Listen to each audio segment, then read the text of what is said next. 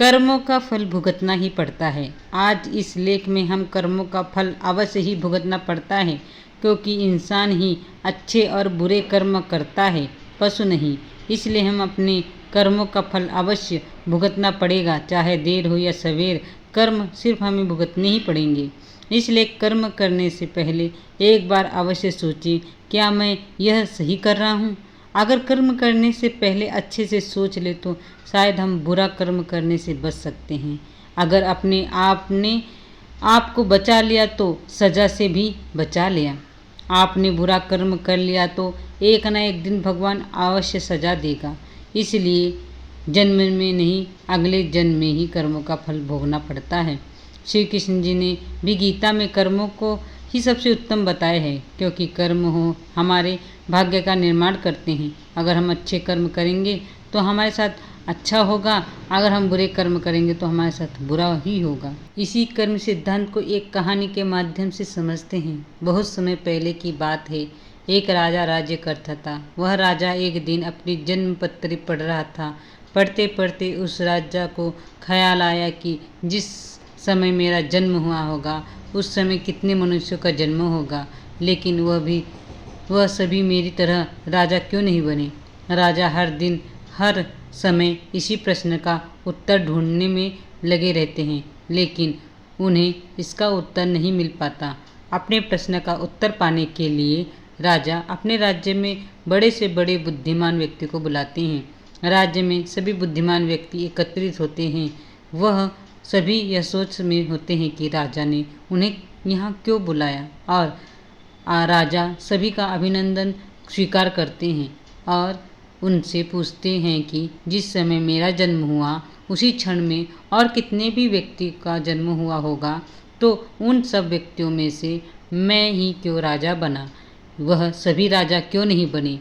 सभी महान बुद्धिमान इस प्रश्न के लिए गहन सोच विचार करने लगे।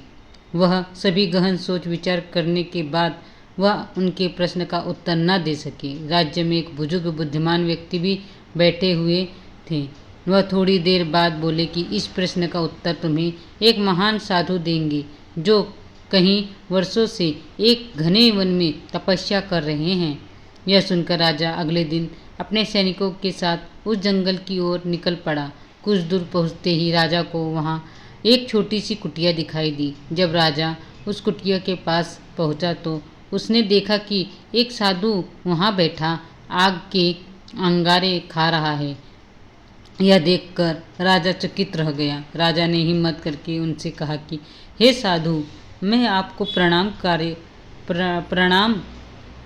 हूँ।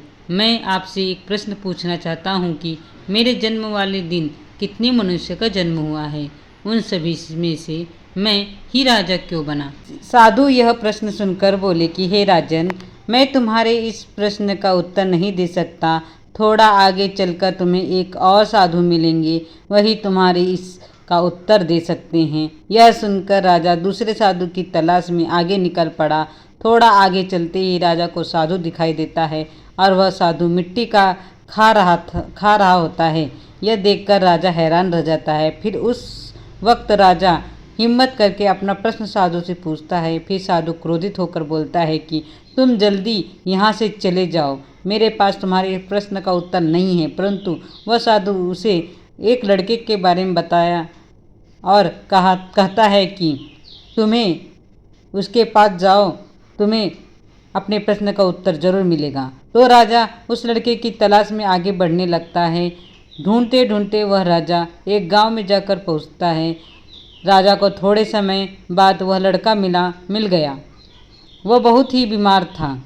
राजा ने उस लड़के के प्रश्न पूछा और लड़का बोला कि राजन, हम पिछले जन्म में 4 भाई थे। एक बार हम चारों भाई इसी जंगल में भटक गए थे और हमें वहाँ कई दिन हो गए थे। हमारे पास केवल जरा सा आटा पड़ा था और उसकी हमने रोटियां बना ली थी। जैसे ही हम वह खाने लगते हैं, हमारे पास एक बाबा आते हैं। वह बाबा बहुत भूखे थे। वह हमसे भोजन मांगते हैं। ऐसे में बड़ा भाई बोला कि यदि हमने आपको यह भोजन दे दिया तो हम क्या अंगारे खाएंगे। दूसरा भाई बोला कि अगर हमें भोजन दे दिया तो क्या हम मिट्टी खाएंगे? अब जब मेरी बारी आई तो मैंने भी रोटियां देने से मना कर दिया, परंतु राजन, तुम बहुत दयालु थे। तुमने अपने हिस्से का भोजन उस बाबा को देकर उसका पेट भरा और तुम्हारे इस पुण्य के कारण तुम इस जन्म में राजा बने। रास्ते में जो तुम्हें अंगारे खाते हुए और मिट्टी खाते हुए साधु मिले थे, वह दोनों तुम्हारे भाई थे। तुम्हारा तीसरा भाई मैं हूँ, जो इस समय मौत के मुंह में हूँ। हे राजन, इसी प्रकार हम सभी भाइयों को अपनी अपनी करनी का फल मिला है। राजा को यह सुनकर अपने प्रश्न का उत्तर मिल जाता है। कुदरत ने जो कर्म के नियम बनाए हैं उसमें कोई गलती नहीं होती। कोई भी कर्म करो उसका फल हमें मिलता ही है। कर्म के नियम में किसी भी वकील या फिर जज की सिफारिश नहीं चलती है। जब तक हमारे पुण्य कर्म का फल हमारे साथ है तब तक सही है, लेकिन जब हम जो गलत कर्म या दुख कष्ट करते हैं वह तो वक्त आने पर ही फल देता है। इसलिए कर्म करने से पहले हमें सोचना चाहिए। कर्म हो जाए इसके बाद उसके फल से भागना व्यर्थ है। हम जो भी कर्म करते हैं उसका फल पाने के लिए तैयार रहना चाहिए। कई कर्म ऐसे होते हैं जो हंसते हंसते किए हो, लेकिन उसका फल रोते रोते भुगतना पड़ता है। राजा परीक्षित को कर्म का फल। राजा परीक्षित एक महाज्ञानी, विद्वान और संस्कारी राजा थे, लेकिन उनसे एक महान पाप हो गया था। क्रोध के आवेश में आकर उन्होंने एक निरापराध ऋषि के गले में मरा सांप पहना दिया था। राजा घर आए, शांत होते ही उनको उनके दुष्कृत्य का एहसास हुआ और पछतावा कर कहने लगे कि मुझसे कितना भयंकर कर्म हो गया।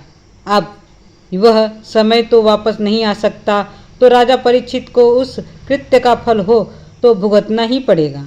परीक्षित एक बड़े राजा थे। उन्होंने अपनी सत्ता का कभी भी दुरुपयोग नहीं किया था। परीक्षित राजा ने अपनी भूल का स्वीकार किया और खुद को दंड करने के लिए कहा कि मेरा बल, समृद्धि, सब कुछ ब्राह्मण ऋषि के क्रोधाग्नि में जल जाए, जिसने मेरा दिमाग में किसी को दुख या क्षति पहुंचाने का विचार ना आए। राजा परीक्षित अपने पापों का फल भुगतने के लिए तैयार थे।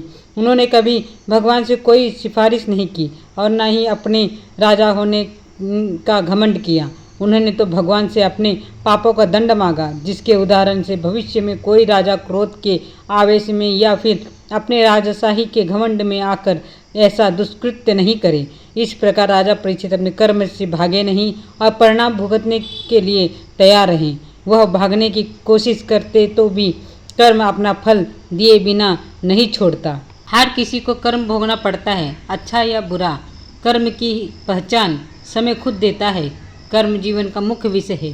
शब्दों का हेर फेर भले ही पकड़ नहीं आता है, पर सच में हर कोई कर्म से पहचाना जाता है। कर्म का सब खेल है, यह लौट कर तो आएगा। जो आज तुझे रुला रहा, कल कोई और उसे रुलाएगा। अपना समय यह सोचकर बर्बाद ना करो कि दूसरों ने तुम्हारे साथ क्या बुरा किया। तुम्हारी जगह कर्म को उनको जवाब देने दो। दिमाग वही करना चाहता है जो उसे पसंद है, लेकिन जो भी जीवन में अपने दिमाग की पसंद और सुविधाओं से चलता है वह कभी कुछ हासिल नहीं कर पाता। यही आत्मानुसार अनुशासन की अहमियत समझ आती है। आपके दिमाग में लक्ष्य स्पष्ट होना चाहिए। जब आप खुद काम करने की कोशिश करते हैं, उस दिन से आप अपने आसपास सभी के लिए प्रेरणा स्रोत बन जाते हैं। कामयाबी कड़ी मेहनत के बाद भी न मिले तो हौसला टूटने मत देना, क्योंकि आपकी कामयाबी सिर्फ आपकी नहीं, आपसे जुड़े कई लोगों की ज़िंदगी बदल देगी। जब मिली हर एक कोशिश में तो दोबारा प्रयास नहीं कर रहे हो, मंजिल तो आपके इंतज़ार में है, बस आप ही पहुंचाने में देर कर रहे हो।